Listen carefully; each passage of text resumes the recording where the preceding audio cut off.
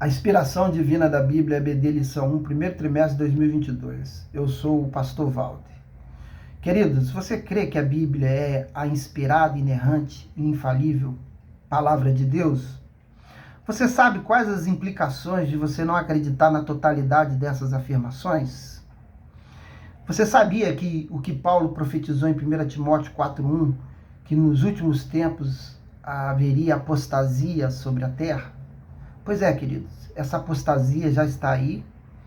A palavra de Deus, como divinamente inspirada, por Deus, ela é atacada de uma forma como nunca antes. E você precisa aprender a defender a sua fé na inspiração divina. E esta aula está aqui para isso, para te ajudar a defender a sua fé na completa inspiração divina da Bíblia. Eu sou o pastor Valdo e junto nós mergulharemos nesta lição.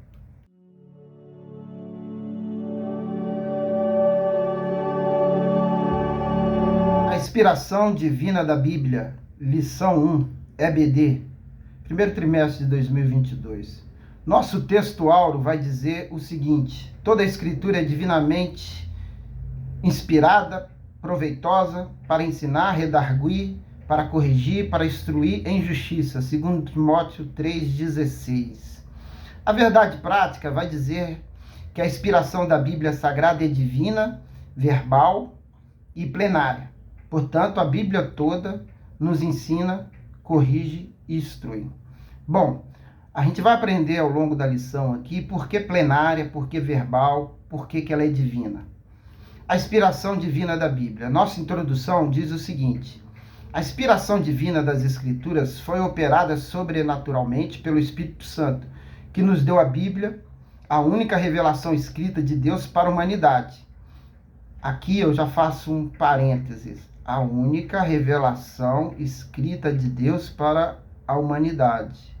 Não há nada, nenhum livro, de quem quer que seja, pode ser comparado às Escrituras, certo? A inspiração divina completa, a inerrância, a infabilidade, só está nas Escrituras, na Bíblia.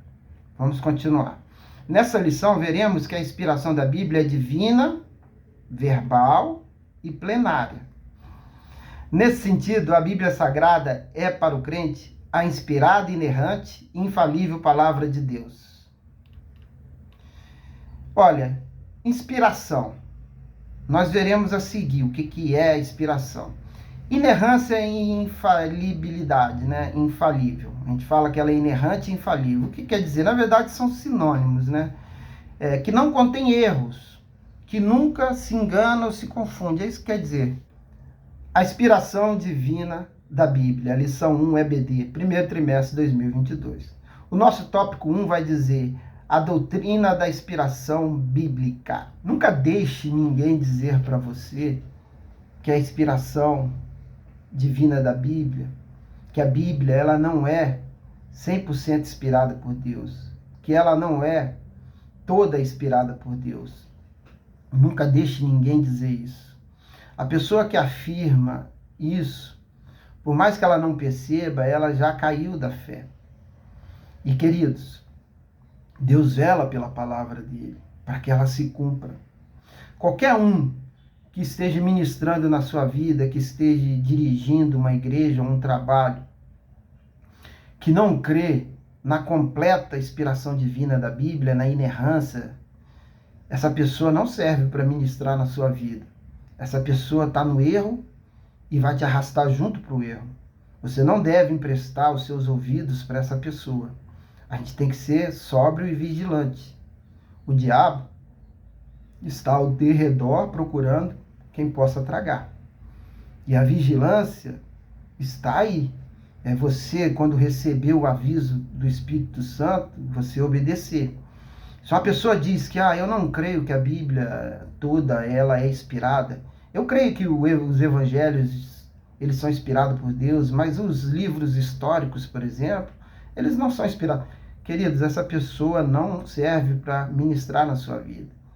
E via de regra, elas não vão dizer isso também. Eles vão te enganar. Eles vão dizer, eu creio que a mensagem da salvação, que o evangelho, ele é inspirado por Deus. Só que ele não crê no restante. E ele vai tentar te esconder isso até você ter emprestado bastante os ouvidos para eles, a ponto de estar condicionado e cair, né, nos enganos deles, que vão ser ministrados em doses homeopáticas, aos poucos, para você. E você vai se envolvendo até você perceber que você já caiu. E é isso que tem acontecido com muita gente. O apóstolo Paulo, quando ele falou nos últimos tempos, muitos apostatariam da fé, é verdade, as pessoas estão apostatando porque estão dando ouvido à doutrina de homens e de demônios. E é uma sutileza diabólica terrível. Você precisa estar em espírito de oração e vigilância. Voltando ao nosso tópico, no Antigo Testamento a expressão "assim diz o Senhor" aparece mais de 3.800 vezes. Em Ezequiel 24:4, por exemplo, diz que Moisés escreveu todas as palavras do Senhor. Em Jeremias 26:2, diz que Jeremias foi advertido para que não esquecesse nenhuma palavra. No Novo Testamento, nós temos, também eu peguei como exemplo, para você entender que a Bíblia, ela não é só inspirada no Velho Testamento, ela é inspirada no Velho e no Novo. Você, peguei como exemplo aqui, por exemplo, 1 Coríntios 2:13. Paulo disse que usava as palavras que o Espírito Santo lhe ensinava. Em Apocalipse 1:1, João assegura que o Senhor lhes revelou coisas que brevemente devem acontecer, as profecias.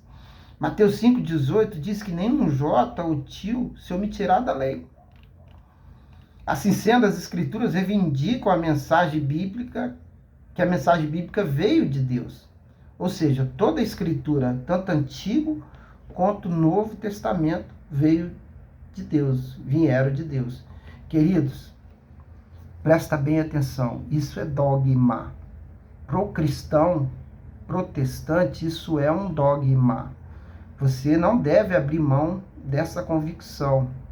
A Bíblia, ela é toda inspirada por Deus. E ponto final.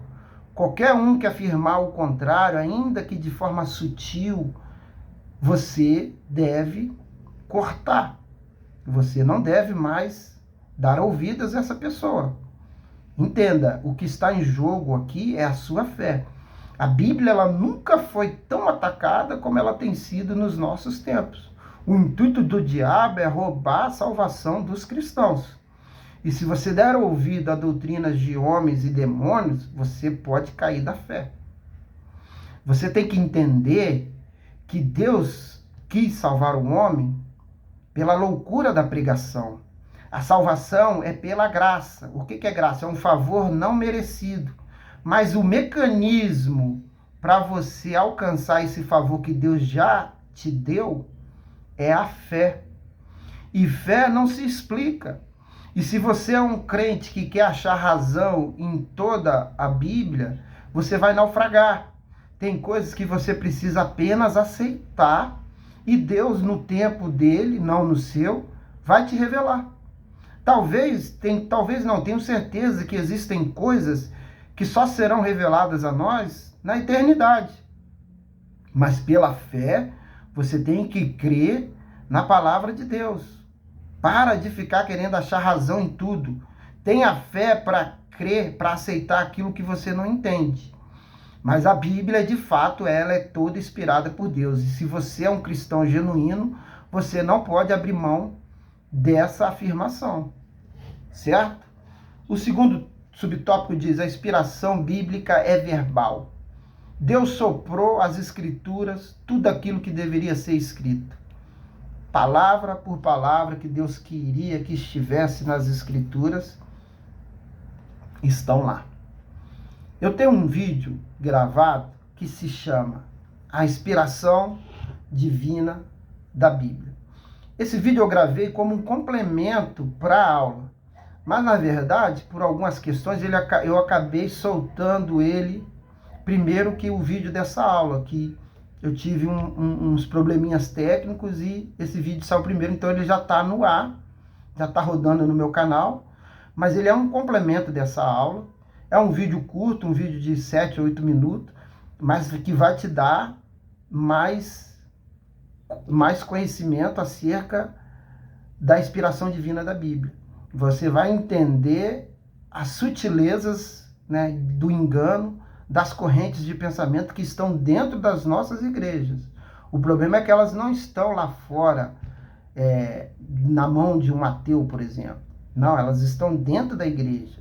Cristãos estão defendendo algumas dessas correntes. E você precisa conhecê-la. Nesse vídeo você vai conhecer o engano de cada uma, vai conhecer o que cada uma defende e vai conhecer os seus enganos. Com isso você vai estar imunizado desse risco, ok? Então vamos lá. Em 2 Timóteo 3, 16 e 17 diz o seguinte: toda a escritura é inspirada por Deus e útil para o ensino, para a repreensão, para a correção e para a instrução na justiça, para que o homem de Deus seja apto e plenamente preparado para toda boa obra. Apocalipse 19, 9 diz: e o anjo me disse, escreva, felizes os convidados para o banquete do casamento do Cordeiro. E acrescentou, estas são as palavras verdadeiras de Deus. 1 Coríntios 14, 37 diz, se alguém pensa que é profeta ou espiritual, reconheça o que lhe estou escrevendo, é mandamento do Senhor. Paulo falando, bom, vocês que dizem que vocês são espirituais, vocês são profetas, então, por favor, reconheça que o que eu escrevo é da parte de Deus. É a ordem do Senhor. Ou seja, aqui a gente já vê que o Novo Testamento, ele também é inspirado por Deus. Os autores da Bíblia foram instrumentos de Deus. Olha o que diz 2 Pedro 1, 21. Pois jamais a profecia teve origem na vontade humana. Olha só. Jamais a profecia teve origem na vontade humana. A verdadeira profecia, querida, ela não vem do desejo do coração do homem. Ela vem de Deus. Quando assim diz o Senhor é verdadeiro, não vem do homem, vem do Senhor. Mas os homens falaram da parte de Deus. Os homens falaram da parte de Deus, impelidos pelo Espírito Santo. Ou seja, a verdadeira profecia, ela não vem do coração do homem, ela vem de Deus. Ela vem da vontade de Deus, que os homens são apenas instrumentos, veículos de comunicação. É como se Deus estivesse usando um veículo de comunicação. Então é isso que acontece, que aconteceu nas Escrituras. Os homens foram usados como veículo de comunicação para transmitir aquilo que Deus queria. Eles foram inspirados por Deus. Não confunda, aqui eu quero também fazer uma observação breve, não confunda inspiração divina com psicografia, né? Inspiração divina, as pessoas são usadas por Deus e Deus, quando usa alguém, ele não toma o sentido da pessoa. A pessoa sabe o que está fazendo, ela se lembra, ela só deixa fluir e ser usado por Deus. É assim que acontece. Agora, a psicografia, o que é a psicografia? É a capacidade atribuída a certos médios de escrever mensagens ditadas por espíritos, que naturalmente não são provenientes de Deus.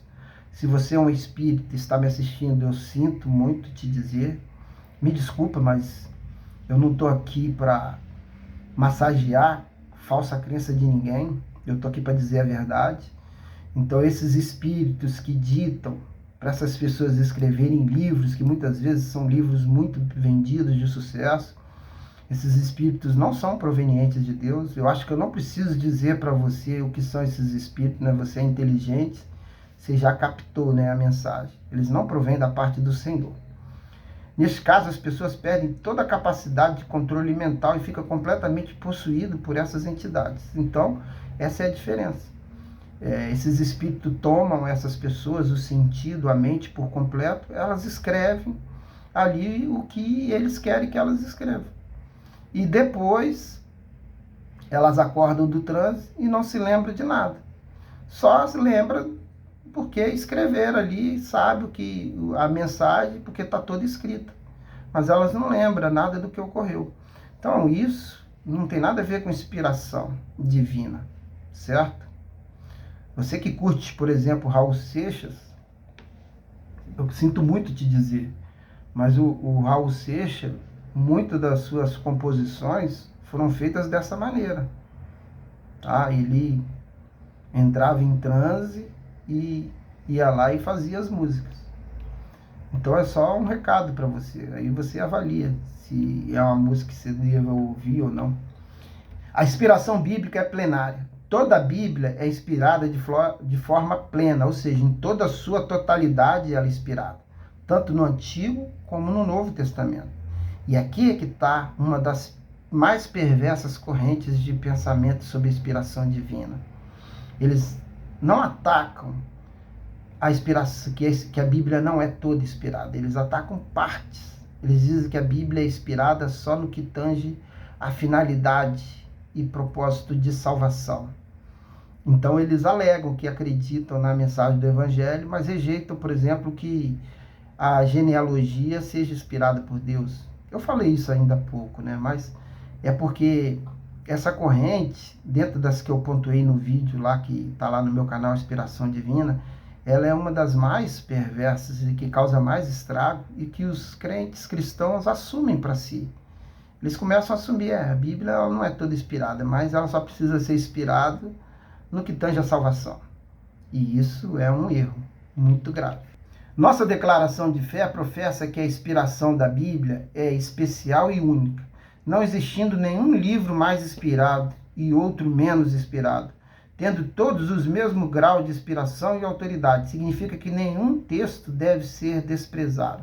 Ou seja, não pense você que apesar de ser chato quando você vai ler a Bíblia, quando entra naquele trecho de genealogias intermináveis, né? A gente lê aquilo ali, não é porque é chato você ler aquilo, ou porque você não entende o propósito toda aquela genealogia está ali na Bíblia, que ela seja menos inspirada que a mensagem do Evangelho. Não existe isso. Em se tratando de inspiração, a Bíblia ela é totalmente inspirada por Deus. Não tem como você botar uma hierarquia em relação à inspiração de Deus. Eu posso te dizer que é mais importante você ler o Evangelho do que você ler um livro de genealogia, por exemplo. Com certeza. Vai te edificar mais. Ainda mais se você não conhece ainda a fundo o Evangelho.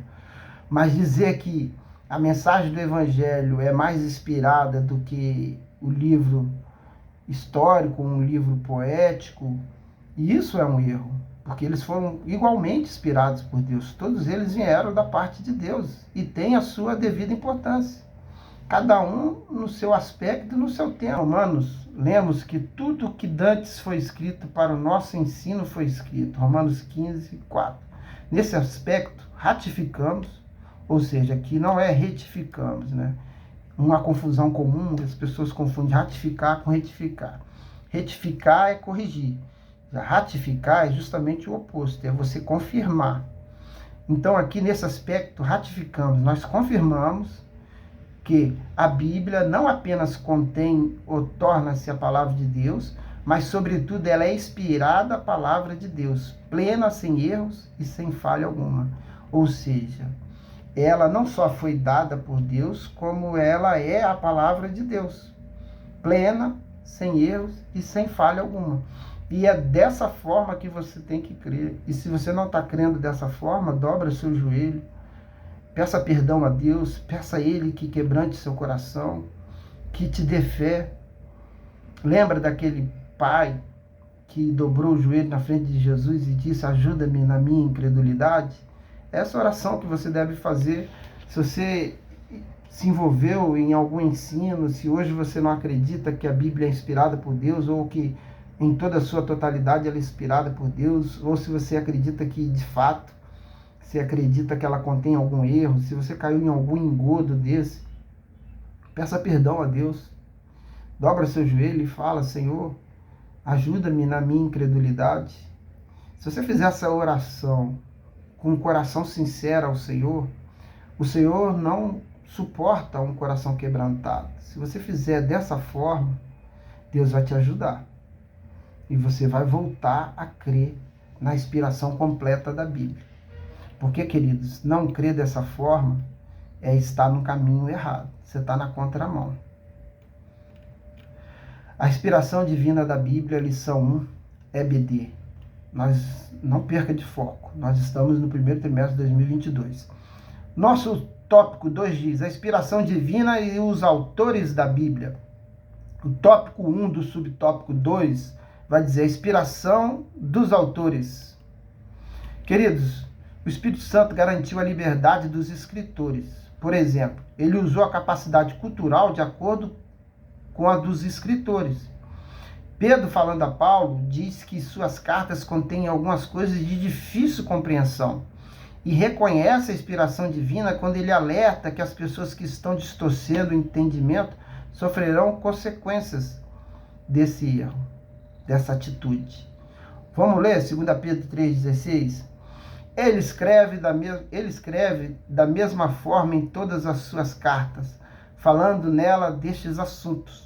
Suas cartas contêm algumas coisas difíceis de entender. É Pedro falando sobre as cartas de Paulo, tá? As quais os ignorantes e instáveis torcem, como também o fazem com as demais escrituras. Olha Pedro reconhecendo que o que o Paulo escrevia era a Bíblia, era inspirado por Deus, era a escritura sagrada, para a própria destruição deles.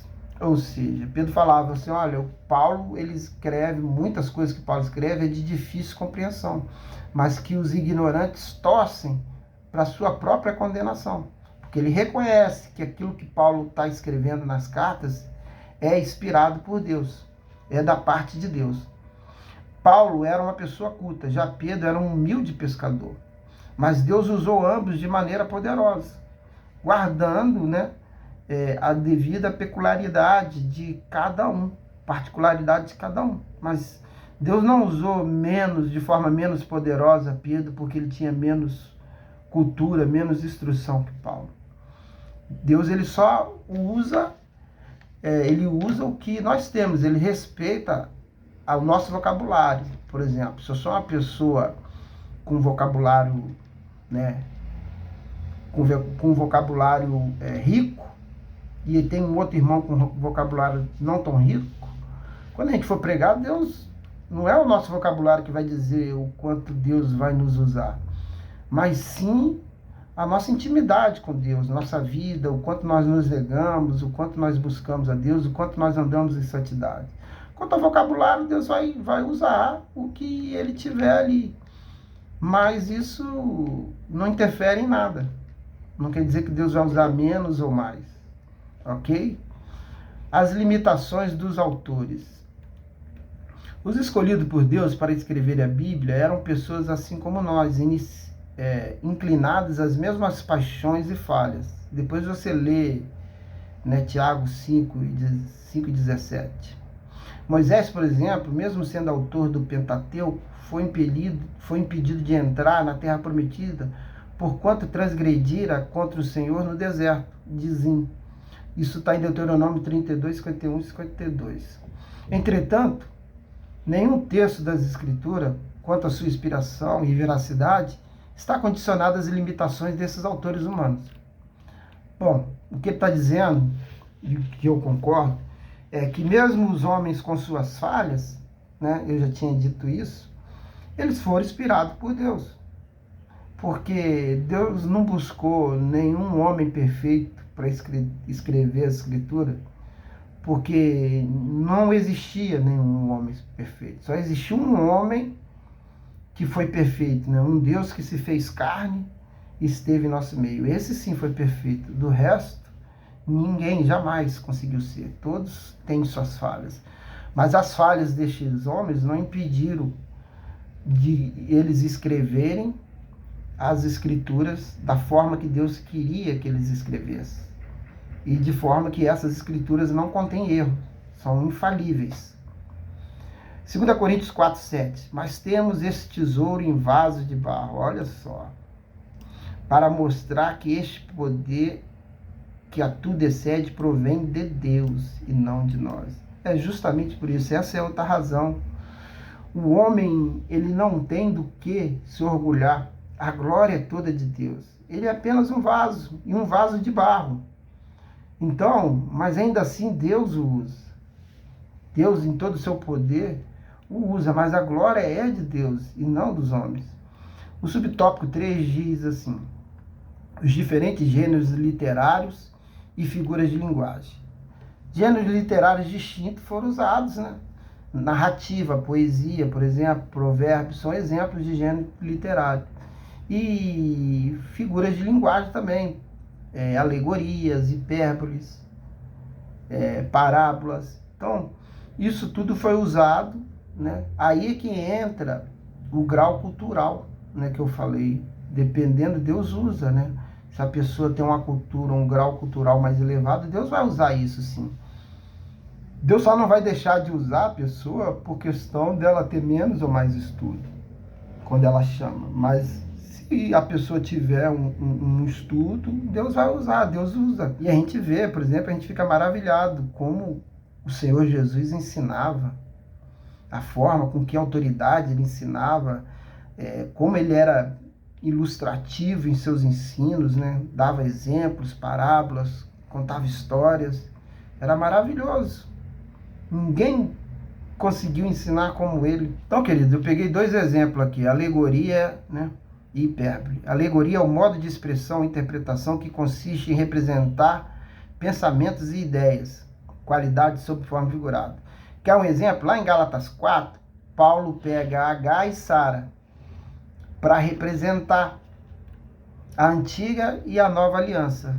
H é a antiga aliança e Sara é a nova aliança. Isso é um exemplo de alegoria. Quem já leu também O Peregrino, quem não leu, eu indico que leia O Peregrino, de John Bunyan. Ele usa muita alegoria ali. Por exemplo, os personagens prudência carnal, sabedoria segundo este mundo, gigante desespero, cristão, fiel, evangelista, vã sutileza, flexível, obstinado. Esse livro é maravilhoso. Esse livro é um livro assim que você deveria ler. Então, ali é todo alegórico. Isso é alegoria. E hipérbole é quando você exagera algo. Por exemplo, ênfase expressiva resultando do exagero de significação linguística. João 21, 25 diz assim, ó, Jesus fez também muitas outras coisas. Se cada uma delas fosse escrita, penso que nem mesmo no mundo inteiro haveria espaço suficiente para os livros que seriam escritos. Isso é uma hipérbole, uma figura de linguagem. O subtópico 4 diz a linguagem do senso comum. Essa linguagem busca alcançar a compreensão de todos, tá, queridos? Ali, essa lição, ela trouxe uma parte aí que eu não gostaria de comentar, porque eu não concordo com o autor da revista.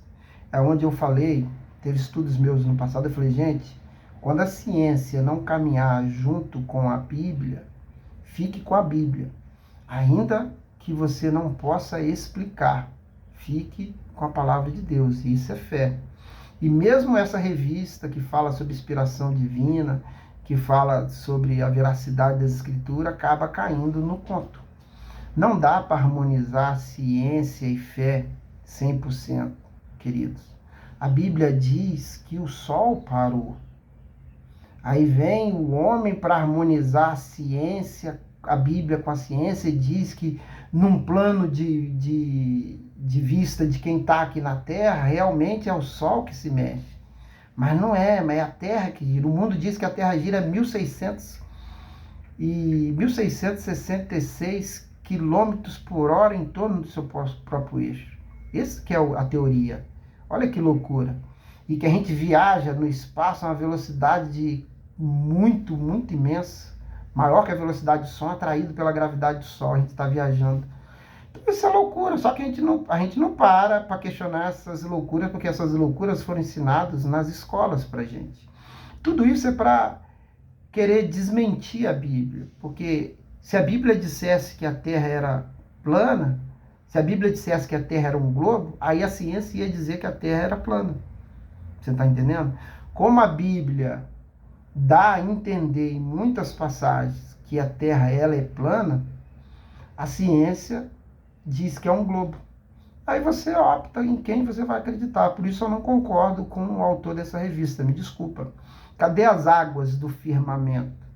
A Bíblia diz que existem águas no firmamento, águas lá em cima. Vocês pensam que as águas lá de cima se esgotaram no dilúvio? Não. Temos águas lá em cima, mais do que aqui nos oceanos. E cadê? Cadê? Por que a ciência esconde isso de você? Né? Eu creio numa terra estacionária. Eu volto a dizer, eu não quero fazer dessa aula uma polêmica, não, mas eu creio numa terra estacionária. Por que, pastor Valdo, você crê na terra estacionária? Porque toda vez que a ciência e a Bíblia entrarem em contradição, eu vou optar por crer na Bíblia. Lembra do que eu falei que nem tudo é explicado? Que a questão de fé você crê e um dia vai ser explicado? É disso que se trata. Mas, na verdade, a cosmologia, por exemplo, judaica, ela define a Terra como estacionária. Só que a ciência vem sempre lutando contra Deus. E com isso eles criam teorias, porque nem a Terra também, se você ri de alguém que fala que a Terra é plana, você também deveria rir de alguém que fala que a Terra é um globo. Porque é mais absurdo do que ela ser plana. E isso também é uma teoria, ela ser um globo. A ciência defende, mas é uma teoria. Você sabe o que é uma teoria? Teoria é algo que não é comprovado, é uma tese, mas ainda não passou por uma comprovação. Nem pode ser feito, porque é uma mentira. Mas eu digo para você que a Terra ela é estacionária, porque Deus diz em sua palavra que o Sol parou. E essa palavra ela não dá margem para figuras, não, para se espiritualizar ou não. Isso é bem literal. O Sol parou. Os cientistas dizem, por exemplo, você quer mais exemplo, eu vou te dar, que se uma estrela cair na Terra, acaba com tudo. Mas, em Apocalipse diz que as estrelas cairão na Terra, na tribulação. E aí? O que você me diz disso? É porque a gente não estuda a Bíblia. E a gente é doutrinado desde cedo nas escolas com essas teorias satânicas que a gente absorve porque está tão na nossa veia já, foi tão diabolicamente planejado, que está na nossa veia e a gente nem se dá conta dos erros. E ainda usa a Bíblia para tentar endossar essas teorias da ciência. Né? Você veja bem, a ciência ela idolatra o Sol, o astro-rei, né? Então, para a ciência, o sistema ele é solar. Ele é todo em volta do Sol, para servir ao Sol. O Sol é o grande rei. Mas a Bíblia diz que a Terra é o centro do universo. A Bíblia não bota o Sol como o centro do universo. É onde Deus está com seus pés, é aqui, ó, na Terra. Então, queridos, você precisa pensar fora da caixa. Não estou dizendo para você virar um militante. Não, fuja dessas pessoas. Mas comece a entender a palavra de Deus na sua literalidade, quando ela for literal. Não deixa os enganos, não. Então, quando a ciência disser uma coisa, mas a Bíblia falar outra, fica com o que a Bíblia fala. Eu fico com a Terra estacionária. A Terra é plana, pastor Valdo? Olha, eu penso que sim, mas eu ainda não peguei versículos que me dão essa convicção. Mas eu já sei que ela é estacionária. E já sei que as estrelas não são tão grandes quanto os cientistas dizem que são. Tá? E, consequentemente, o Sol também não é o centro do universo. E ele é muito menor do que falam que ele é. A ciência fala que ele é 1000, outros dizem que ele é 10.000 vezes maior que a Terra, eles nem entram em consenso. Eles não sabem nem o que dizem direito. Mas a verdade é que ele é menor que a Terra. Aí é o que eu falo, você quer me chamar de louco por causa disso? Mas é porque eu fico com o que a Bíblia diz. Se eles aumentaram o tamanho das estrelas, por que eles não aumentariam o tamanho do Sol? Eles teriam que aumentar, né? Já que o Sol é a maior estrela. Mas a Bíblia diz que as estrelas cairão na Terra. Como que elas são tão grandes assim, se elas cairão na Terra? Vocês entendem, queridos? Tá na hora de acordar. Está na hora de acordar. A apostasia que o apóstolo Paulo disse que viria, veio. E veio pela ciência. Vocês não veem o exemplo? Vocês não veem? Tá? Que é um controle, né? Que tem que aceitar. Mesmo um troço daquele, você tem que aceitar, mesmo sabendo os riscos. A gente vive num mundo governado por uma ciência que é mentirosa. Mas é onde você tem que decidir. Ou você fica com a palavra de Deus, ou você fica com a ciência. Quanto à picadinha de abelha, eu não estou dizendo que eu sou contra. Nem disse que eu sou a favor. Cada um faça a sua escolha. Você é responsável por você. Eu não posso ser responsável por você. Eu sou responsável por mim. Seja você, por sua família. Eu só estou dizendo para você começar a pensar fora da caixa. Para de ver jornais convencionais de TV, porque eles têm um compromisso ali, eles estão engessados, eles precisam trazer as notícias com uma linha de pensamento. Não pense você que um William Bonner da vida, ele é livre para falar o que ele pensa. Não, ele é um fantoche. Ele fala o que manda, o que ele fala. E o dinheiro movimenta isso. Ele não quer deixar de falar. Ele está ganhando muito para isso. Então começa a pensar fora da caixa, tá, querido? Essa é minha dica. A inspiração divina, lição 1, EBD, primeiro trimestre de 2022. Chegamos ao nosso tópico 3.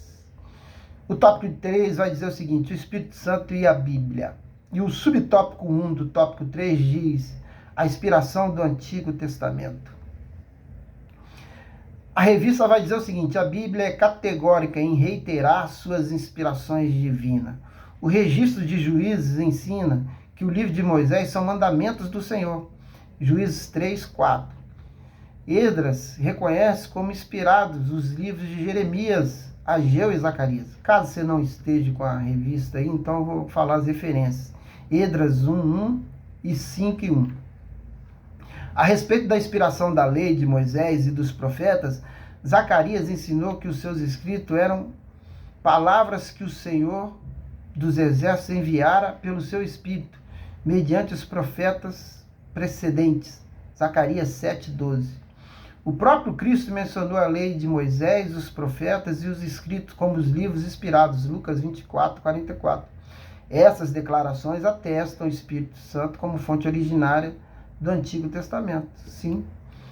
A inspiração no Novo Testamento. O Novo Testamento possui dois pressupostos básicos de sua inspiração. O primeiro deles é a promessa de Cristo de enviar o Espírito Santo para guiar os discípulos.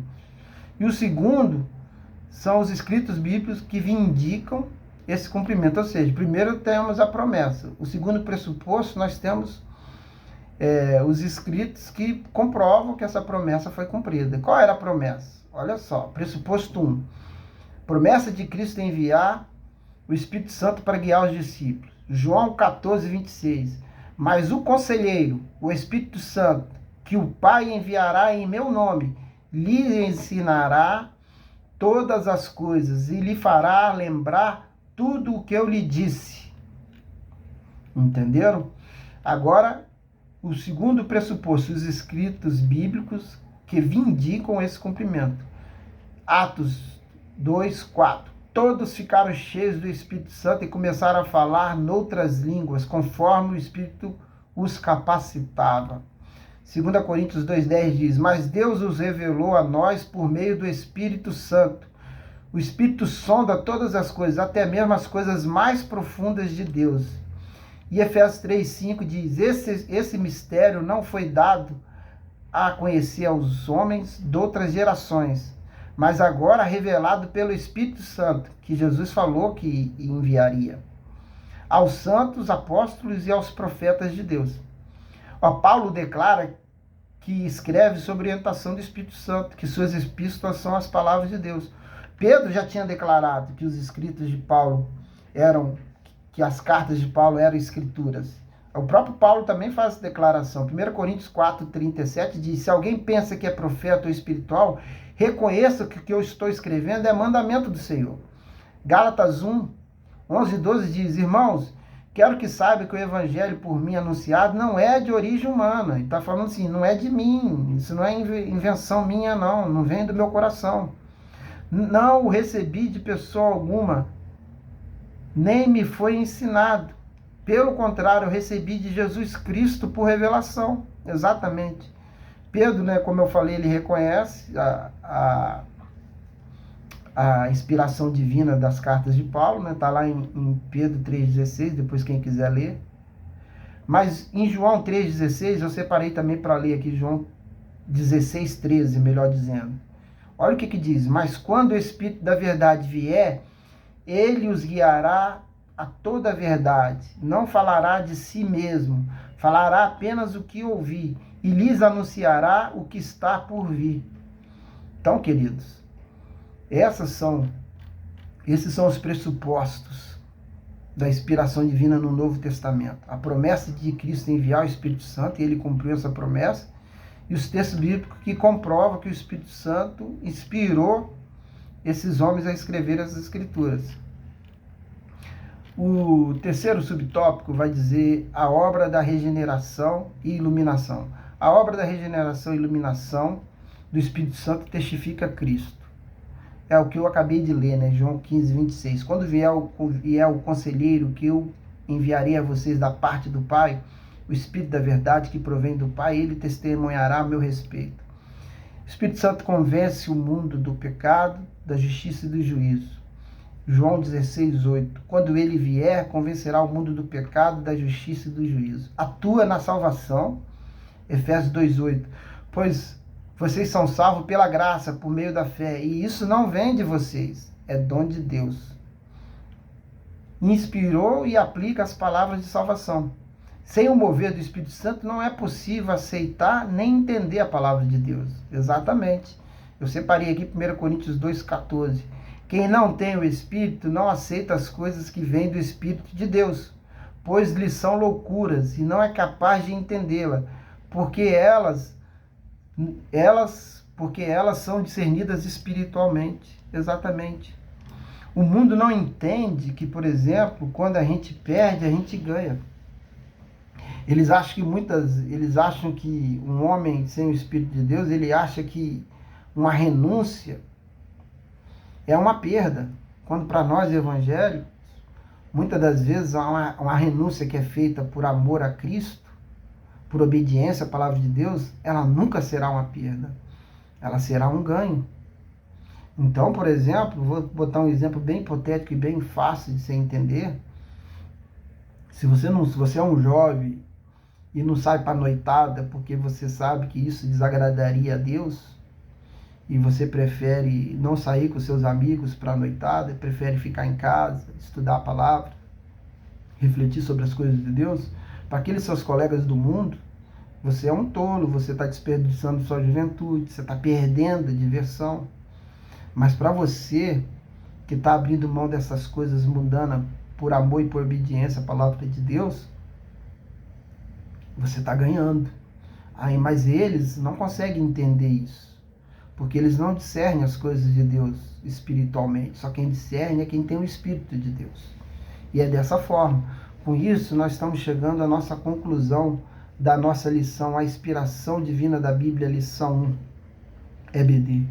Vamos fazer a nossa conclusão? A Bíblia é a palavra de Deus escrita. Ela foi inspirada verbalmente. Nós vimos isso, né, que ela é a palavra de Deus escrita. Ela foi inspirada verbalmente, seus autores escreveram inspirados pelo Espírito Santo. Nós vimos tudo isso. A inspiração da Bíblia é plena, nós vimos, eu falei para vocês do perigo de não acreditar na totalidade da inspiração divina, mesmo naqueles livros que a gente considera chato de ler, né, de genealogias. Mas isso não faz deles menos inspirados que os outros. Todos os livros e palavras da Bíblia têm total e completa autoridade, sim, porque se foram inspirados por Deus, foram ditados por Deus. E se foram ditados e inspirados por Deus, são palavras de Deus. E se são palavras de Deus, Ele vela por elas para que se cumpram. Esse ensino concorda com a nossa declaração de fé que professa crer na inspiração divina verbal e plenária da Bíblia Sagrada. única regra infalível de fé e prática para a vida e o caráter cristão. Então, a gente tem que pensar fora da caixa, sim, mas não pensar fora da caixa para dar margem a liberalismo, não. Pensar fora da caixa para desconstruir tudo que essa ciência pagã, mundana, enxertou em nós, nas escolas, quando crescemos, ouvindo um monte de baboseira. Então, queridos, nessa aula nós vimos a inspiração divina da Bíblia, lição 1, EBD. Eu quero agradecer você que me suportou até agora, né? Se você está até esse momento aqui comigo, você merece um brevê. Mas muito obrigado pela sua companhia. Se você gostou da aula, eu quero que você seja gentil. Deixa seu like. Se essa aula te edificou de alguma forma, seja grato, deixa seu like, se inscreva no nosso canal. Eu peço isso, queridos, porque é muito difícil um canal pequeno crescer numa plataforma. O meu canal é pequeno, ele tem 2 meses, mais ou menos, de vida, né? Então, pelo menos que eu movimento ele, né? Que eu comecei a gravar vídeos. Então, eu preciso dessa interação com vocês, preciso que vocês deixem comentários, tudo isso, o algoritmo do YouTube, ele reconhece e começa a recomendar esse vídeo para mais pessoas. Eu preciso desse favor de vocês, queridos, tá? Eu sou o Pastor Valdo e nos vemos no próximo vídeo. Que Jesus abençoe sua semana, abençoe sua casa e sua vida.